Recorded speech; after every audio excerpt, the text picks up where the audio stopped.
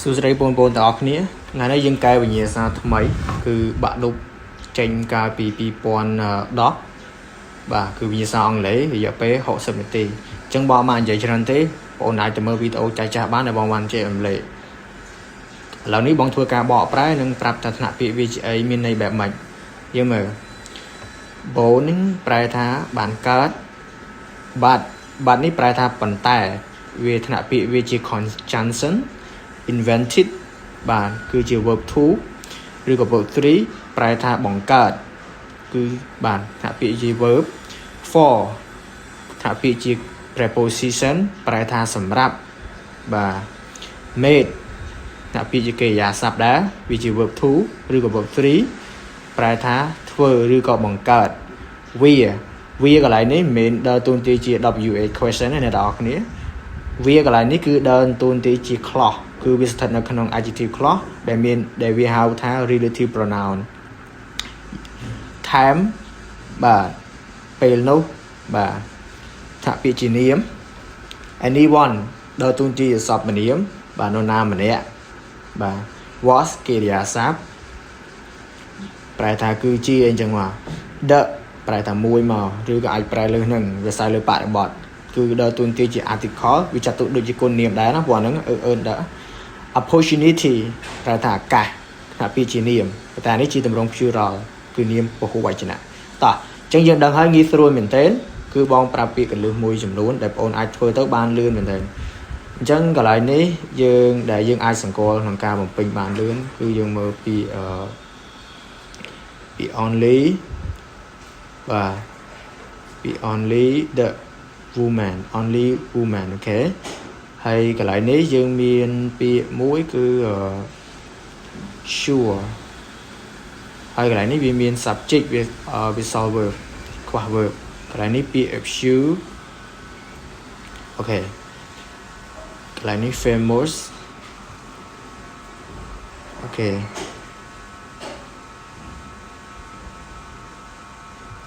កន្លែង and បាទអូ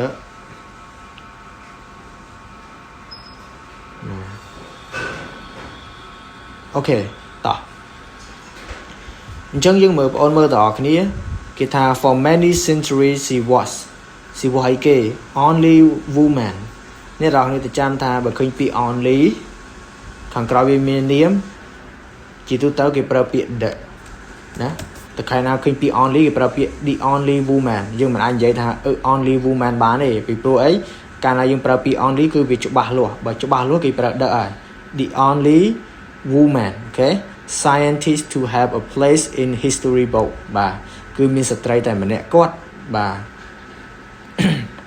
ទី3បងប្អូនមើលកន្លែងពាក្យនេះ he នេះគឺជា subject sure នេះគឺជា adjective កន្លែងនេះយើងមាន subject ប៉ុន្តែខ្វះអីខ្វះ verb របស់យើងមានពាក្យ was ពាក្យ invented ពាក្យ made បាទមានតែ3ឯងប៉ុន្តែអ្វីដែលបងប្អូនត្រូវមើលកន្លែងនេះគឺពាក្យ sure ជាទូទៅ sure គេប្រើជាមួយនឹងពាក្យអីគេគឺពាក្យ made នេះវាមកពាក្យនេះ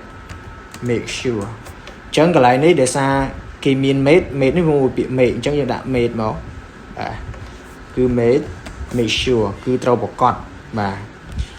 មួយទៀតគឺ few នេះគឺយើងត្រូវតែបូកជាមួយនឹងអីគេ plural noun few ត្រូវបូកជាមួយនឹងនាម plural ណាអញ្ចឹងនៅក្នុងប្រអប់យើងមួយណានាម plural គឺមានតែមួយគឺពាក្យ opportunity អញ្ចឹងយើងដាក់ opportunity មកបាទ opportunity តោះអញ្ចឹងអាណាធ្វើរួចយើងឆូតវាអញ្ចឹងពាក្យ the យើងរួចហើយ opportunity made បាទអញ្ចឹងយើងបាន3ហើយតោះអញ្ចឹងបងប្អូនមើលលេខ5កន្លែងនេះបងចង់ឲ្យបងប្អូនមើលកន្លែងនេះគឺពីត្រឹមនេះទៅដល់ Alexandria រហូតដល់ sea begin មើលត្រឹមហ្នឹងបានហើយអញ្ចឹងបងប្អូនកាលណាឃើញមានប្រយោគទី1ហើយនៅប្រយោគទី2អញ្ចឹងវាមាន subject គ្រប់អស់ហើយយើងអត់ត្រូវការ object subject verb អីទៀតទេអាខាងកាលណាឃើញមានអាខាងមុខជា sentence 1អាខាងក្រោយ sentence 1អ្វីដែលវាត្រូវការគឺវាត្រូវការ connector ណាមួយភ្ជាប់គ្នាចំកណ្ដាលឬក៏ត្រូវការ conjunction ណាមួយណាអញ្ចឹងថ្នាក់ពាក្យដែលអាចដើរតួជា conjunction ឬក៏ ពាក្យណាមួយប៉ុន្តែកន្លែងនេះគេចង់សំដៅទៅលើ Hypatia return to Alexander ហ្នឹងគឺសំដៅលើទីកន្លែងអញ្ចឹងនៅក្នុង clause គេប្រើពាក្យមួយគឺពាក្យ via ដែលបង្ហាញអំពី adjective clause ណាបាទគេប្រើពាក្យ via ណាបាទភាសា Alexander គឺសំដៅលើទីកន្លែងអញ្ចឹងយើងប្រើពាក្យ via គឺជា adjective clause ហើយ for កន្លែងនេះបងគូគឺមានន័យថាកាលណាឃើញពាក្យសំទោស for ឃើញពាក្យ famous គេប្រើជាមួយនឹង for ណាបងទៅចាំអានេះគឺជា collocation word របស់វាដែលគេថាfamous មួយ for ណាអានេះគេហៅថា adjective plus preposition គេចំណាំហ្នឹងអូខេមួយទៀតតកតងទៅនឹងលេខ7លេខ7កន្លែងនេះយើងមើលកន្លែងនេះបងអូនមើល we have no copy កន្លែងនេះមួយប្រយោគកន្លែងនេះពីរប្រយោគតាមពិតទៅកាលណាឃើញមានប្រយោគអាមុខមួយហើយក្រោយមុខទៀតវាអត់ត្រូវការអីទៀតទេប៉ុន្តែគេឲ្យពេញចម្លោះកាលណាឲ្យពេញចម្លោះហ្នឹងគឺអាចជាមាន conjunction ណាមួយចូលរួមហើយព្រោះ conjunction តួនាទីរបស់វាសម្រាប់ភ្ជាប់ប្រយោគនឹងប្រយោគមួយអញ្ចឹង conjunction របស់យើងគឺមានមួយអីគេគឺមានពាក្យ but កាលណាយើងនិយាយថា but មួយម៉ាត់គឺនិយាយពាក្យផ្ទុយហើយអញ្ចឹងយើងប្រើ but មកកន្លែងនេះអញ្ចឹងយើងផ្ទុយគ្នាមានន័យថាគាត់អត់ដឹងពីការអីគេមិនបានដឹងពីការចម្លងទេផ្ទុយមកវិញគាត់បានដឹងពីការសរសេរវិញអាហ្នឹងគឺផ្ទុយឲ្យយើងប្រើពាក្យ but ណាអូខេបងប្អូនមិនដឹងថាដាក់យ៉ាងម៉េចយើងអាចមើលអត្ថន័យក៏បានដែរតែកន្លែងនេះបងឲ្យ recommend មើលទៅលើទីតាំងរបស់វាមកដោយសារប្រយោគមួយទៀតយើងចង់ភ្ជាប់ប្រយោគហ្នឹងទៅជាប្រយោគចូលគ្នាទៅមួយយើងប្រើ conjunction មកមួយទៀតបងប្អូនមើលកន្លែងនេះឃើញ and នេះកាលណា and ខាងមុខវាមានប្រយោគមួយ